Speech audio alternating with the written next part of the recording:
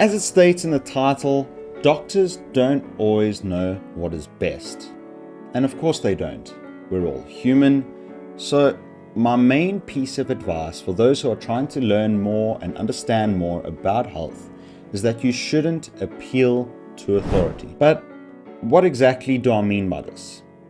Well, the appeal to authority is a logical fallacy where people believe that a claim is true simply because a valid authority or expert on the issue said it was true, without any other supporting evidence offered.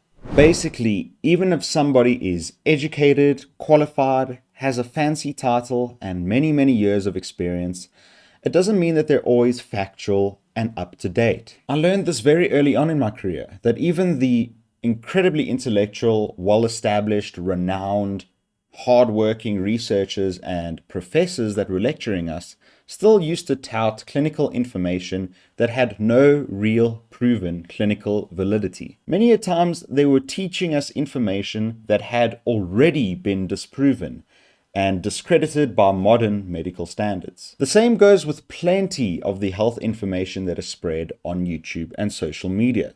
Thousands and thousands of influencers have gathered loyal, faithful followers that will believe every single word that they say simply because they're in a position of authority. So, how do healthcare providers hold up when it comes to implementing recommended or appropriate care? By healthcare providers, I'm talking about GPs, specialists, surgeons, physiotherapists, chiropractors, psychologists, and counselors.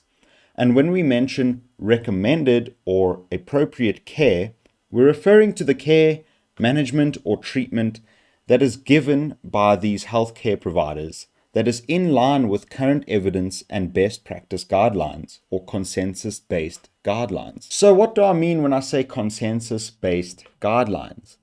Well, in healthcare, we have many treatments for different conditions, but not all of them are backed by clinical research to be proven effective or reliable. That's why there are certain boards which will host a panel of specialist healthcare providers to draw up these guidelines on what are the most effective treatments for these different diagnoses based on modern clinical trial data, meta-analyses, and systematic reviews. So, an influential study in the United States, you may find the reference below, showed that American adults only receive recommended care from healthcare providers 55% of the time. This was out of 6,712 participants in the years 1999 to 2000. A follow-up study in Australia performed the same methodology and statistical analysis, with the findings strongly concordant with the US figure. Patients in their sample, which was 1,154 participants, in the years 2009 to 2010, received appropriate care at an average of 57%. Now, remember, these figures are only an average, at which the care for certain diagnoses seem to be way better than others. For example, the compliance for appropriate care for alcohol dependence was 13%, while it was all the way up to 90% for coronary artery disease. What led me to this post in the first place was a systematic review that found only 54% of physiotherapists to be using recommended treatments. Out of 94 included studies, 43% chose treatments that were not recommended, meaning treatments that have been proven ineffective, and 81% chose treatments that have no recommendation, which means treatments that have insufficient evidence to suggest whether or not they're effective or ineffective. So, what does this tell us? In many cases, the very experts we seek for treatments fail to implement best practice guidelines. It's not always our fault.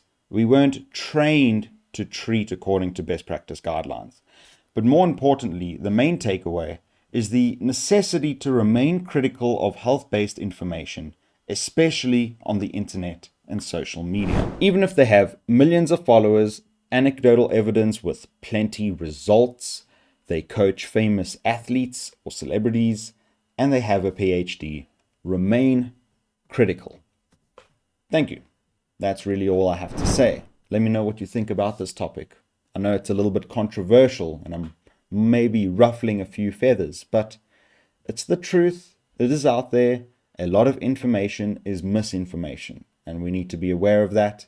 And we need to analyze and be critical of health influencers that are putting information out there, because in a lot of cases it could be harmful and setting a incorrect precedent. So thank you for watching. Let me know what you think, and if you have, I don't know, any recommendations or any thoughts and comments or questions or critiques, and I'll see you in the next one. My battery just died, but I'll see you in the next one. Peace.